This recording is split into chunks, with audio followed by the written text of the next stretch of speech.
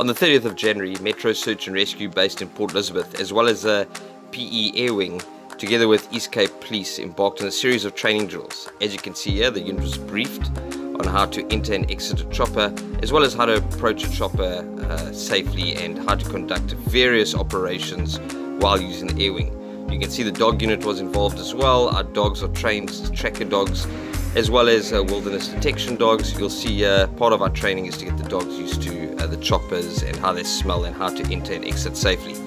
As you can see, lots of meetings were held, and that was us basically discussing how in a real life scenario we can streamline the effect to make everything go smoothly. Lots of practices were done. As you can see, people debusting from the aircraft safely. The captain then briefs us on how he would take off from that scene.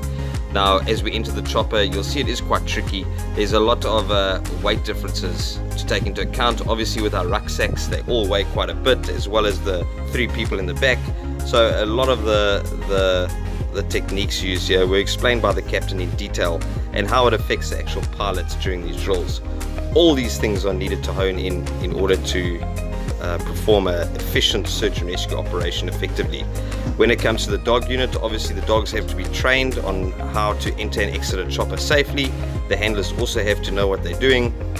And in this case, you can see Anthony and myself, the 2 dog handlers, were in the chopper. The dogs enter and exit as needed.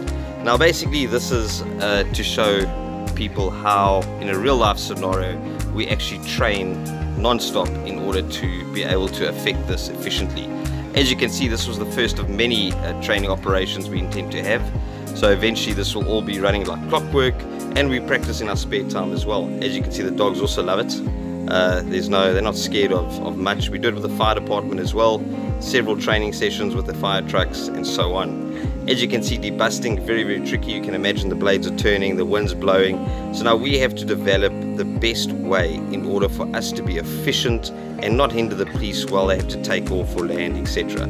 So it's all about efficiency. So we're basically discussing here on how to be the most efficient entering and exit the chopper. Luckily, the police, very, very capable pilots and team, guided us through the whole process, and they were giving us pointers on how and what to do. As you can see, obviously different choppers will vary. So in this case, it's quite a small helicopter. So they were explaining how the wind and the weight balance has to all be taken into account when climbing into the chopper.